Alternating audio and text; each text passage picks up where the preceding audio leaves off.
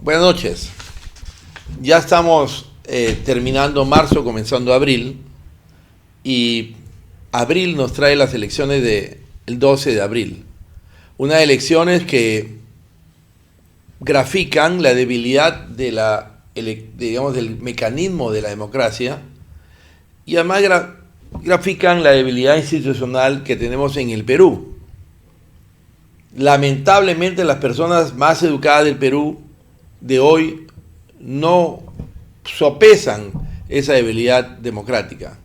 Y en los salones de los directorios, en los salones de la Junta de Accionistas, no tienen mucho que hacer en los años previos de las elecciones.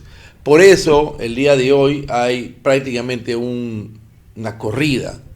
La gente tiene miedo de que entre un cuco de izquierda para que entre al poder y desordene las cosas tal como fueron desordenadas con Pedro Castillo. Yo tengo una opinión más ecléctica en base a mi propia experiencia personal y creo que no va a pasar mucho. Vamos a seguir en el caos y en la indigencia, porque es bien difícil traer inversión al país, es bien difícil, y es más probable que los drivers de inversión sean la embajada americana, si puede convencer a Newmont para invertir, o la misma dinámica del Estado chino, que quiere seguir creciendo a 5% anual. La primera comentario en esta mañana o esta tarde es sobre la guerra de Ucrania. Rusia ocupa alrededor del 20% del área de Ucrania y está avanzando muy poco hasta llegar a Odessa. Lo cierto es que entre Rusia y la Comunidad Económica Europea hay una animadversión bravísima. El 50% de los habitantes de Europa quieren que paren la guerra y el otro 50% quiere que la guerra continúe hasta los finales porque no quieren permitir que Rusia se anexe áreas de Ucrania que antes era su propio país. Lo cierto es que la guerra ha sido cruenta, ha habido quizás 1 millón de muertos y continúa a una velocidad lenta, pero que no se va a detener. Tiene mucho que ver con la actitud de los Estados Unidos y la actitud de Europa. Trump ha anunciado en los últimos días que está considerando retirarse de la OTAN, de la Organización del Tratado Atlántico Norte. Si eso fuese así y se deja de hacer contribuciones a la OTAN, va a estar muy debilitada y por lo tanto se va a ver esto en el campo de batalla de Putin. Putin estos días está feliz como una perdiz porque levantaron parcialmente las sanciones para que pueda vender petróleo y hoy está vendiendo petróleo a $110. O sea, antes vendía petróleo a $35 y gracias a Donald Trump y su guerra contra el Shah o contra los ayatolas, entonces hoy día ellos pueden vender a $110.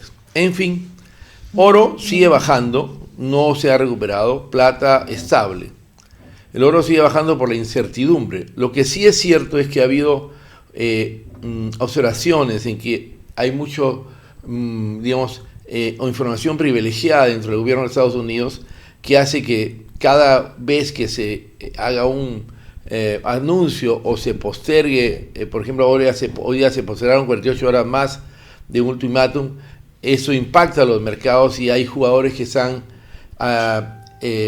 haciendo el arbitraje de mala manera. Eso debería ser resultado después de juicios largos para meter a la cárcel de por vida a los que especulan con las acciones. Pero en el gobierno de Estados Unidos de hoy esto es más o menos permitido. Las últimas cosas que han pasado con el gobierno de Estados Unidos es que han sacado a esta señora Noem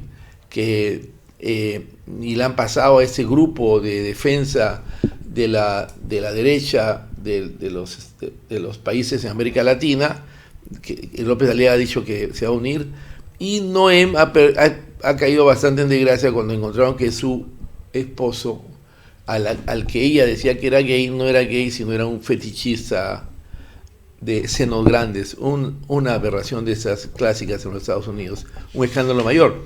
Y también ha salido Pam Bondi, que es la fiscal general. Eso sí, lleno de preguntas, porque una fiscal general no debería salir tan rápido. Ella fue la que ha detenido el tema de Epstein desde que era fiscal de la Florida, así que eso veremos cómo se desarrollan las cosas finalmente ahí. Una nota corta sobre el conflicto en Irán. Irán ha mantenido una carga de misiles a varias áreas en Israel y ha soportado varios bombardeos, casi 5.000 bombas ya en Irán. Algunas partes han sido lanzadas a zonas, digamos, de civiles, tal como Irán ha mandado con cosas de civiles. Y veremos qué cosa pasa en los próximos días, porque Trump ha dicho que en 2 semanas se va a retirar la guerra de todas maneras y va a dejar que los otros controlen el estrecho de Hormuz. Grave problema, eso no tiene mucha solución. Las últimas encuestas de elecciones del Perú dicen que debería ganar la señora K junto con López Aliaga. López Aliaga realmente en las últimas encuestas ha sido bastante maltratado, llega hasta menos de 10%. Hay mucha incertidumbre, es posible que haya voto encubierto, es posible que las encuestas sean hechas de una manera demasiado ligera. He visto alguna encuesta mexicana que pone a López Aliaga en 24%, entonces hay mucha variación. Lo cierto es que este nieto que llegó tarde al debate, llegó en una moto, aparentemente le ha caído bien a la gente y ha subido como 2 puntos en su popularidad. Este tema es un tema bastante complicado porque no estamos votando ni por propuestas, ni por partidos, sino por grupos, por personas, por grupos totalmente electos casi al azar, porque hay muchos. En los partidos no han podido asegurar que sus candidatos no estén con pasado criminal, etcétera, ¿no? Las elecciones son, en fin, el día 12 de abril y veremos cómo terminan en escándalo de anforazo o no de anforazo. En los dos casos puede haber, porque hay bastante ruido en el asunto. Para esta semana hay una actividad en Madre de Dios, una actividad que trata de tomar otra vez el pulso de qué cosa desea hacer en Madre de Dios. Yo voy a asistir a ese evento y tengo que decir rápidamente qué cosa pasa acá. Madre de Dios es un territorio grande, 2 veces tamaño Costa Rica, grande, y en la cual el rectángulo que se llamaba Corredor Minero de 50.000 hectáreas, hoy día ya es 100.000 hectáreas de hecho, porque hay que añadir La Pampa y otras áreas que han sido alteradas. Todo está deforestado, por supuesto, unos 40.000 hectáreas deforestados sin vicios de reforestación. Ese universo de productores, en la mayoría de los casos, son productores que están trabajando con un Reinfo, y que en la mayoría de los casos, cuando uno ve cómo está configurado su producción, siempre hay un huecos para observar, ya sea por el consumo de mercurio, ya sea el consumo de petróleo, o ya sea la degradación de personal, o la degradación de impuestos, o la degradación de ventas. Para mí, Madre de Dios debe de tener alrededor de 500 millones de onzas, lo que permitiría unos 100 años de producción de 5 millones anuales. Hoy día yo estimo que debe haber un poquito menos de 1 millón de onzas anuales en Madre de Dios. Pero esta maravilla que es Madre de Dios debe transformarse completamente en una lógica totalmente diferente. Mientras no llegue esa lógica totalmente diferente, seguimos en este juego de gato y ratón, en el cual la tierra superficial es del Estado y no va a ser entregada a los pequeños productores, con lo cual los reinfos no tienen asidero después del 2026, y una perspectiva grande de contrabando de diésel que ha venido antes de Bolivia y que también se contrabandía del Perú, pagando cupos a los militares, policías, siempre un contrabando alto de mercurio, a pesar de que el mercurio puede costar 3 veces el valor, y en general un desorden que siempre los desórdenes terminan en ametralladoras. Si uno quiere arreglar eso de acá, tendría que preguntarse quién es el que quiere arreglar eso de acá. Si yo me pregunto si alguno de los 34 candidatos quiere arreglar, entonces me pregunto, claro, tendrían que saber primero qué cosa es lo que quieren hacer. Como ninguno ha reflexionado completamente lo que quiere hacer y no lo proponen, yo no puedo decir si ellos quieren o no quieren arreglarlo. para mí es más probable que no quieran arreglarlo porque es una papa complicada, tiene muchas aristas. Si uno cree que el mercado va a arreglarlo solito, entonces ahí nos metemos en un problema porque son fallas del mercado que no van a ser arregladas.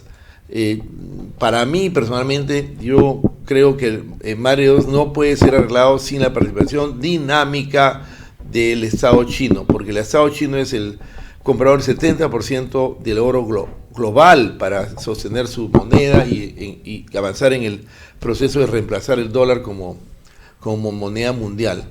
Si eso no es así, no se puede arreglar.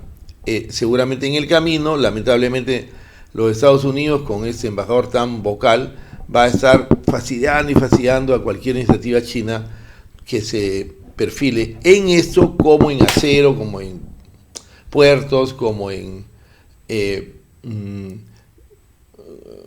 industria. El embajador americano lo único que quiere es detener a China de todas maneras, y los peruanos en general creo que tenemos claro que China es nuestro aliado para construir una sociedad más afluente. China es el que nos da mercados, nos puede dar tecnología, nos trae el avance en general del mercado, ¿no? De todo, cobre, todo. Desde el cobre de empresas grandes hasta algas extraídas del sur de Acarí. O sea, no. Entonces, ¿cómo arreglamos el problema de Madre de Dios? Ese día seguramente tendré una conversación y una propuesta que es similar o mejorada a la que ya he desarrollado algunos años ahí en Madre de Dios, y espero que vaya bonito, ¿no? Espero que vaya bonito, pero con poca perspectiva, dado que esos 34, 36, 33, 32 actores que no lo han hecho anteriormente bien. Ojalá que en el camino de llegar a $10,000 la onza o $15,000 la onza, quizás podamos lograr una forma más aceptable de trabajar en Madre de Dios, sin usar mercurio, teniendo una política fuerte de reforestación de lo que se ha hecho, limpiando todas las arenas de mercurio y los spots de mercurio que están por todos lados, evitando construir más daño ambiental, y por supuesto, ojalá que podamos llegar, y eso está claro, a una amnistía tributaria para todo lo que se ha hecho anteriormente mal, a una amnistía de lavado de activos, porque todos están con lavado de activos, a una amnistía laboral, porque todos tienen contratos de controles malos, y una amnistía medioambiental que nos permita avanzar en un programa de remediación ambiental que permita tener unos 100 o 200 operadores de Madre de Dios produciendo unas 50,000 onzas cada uno, fuertes, sólidos, sin testaferros en sus balances y con una venta centralizada de oro. Yo estoy en contra de que la venta del oro sea libre, es mejor que sea centralizada por el Estado, por el Banco de la Nación o por el Banco Central de Reserva, pero que todo el mundo gane plata y que tengamos un orden, como dice la bandera de Brasil, orden et progreso. Hasta luego. Excelente, bravo. Sí, ¿te gustó?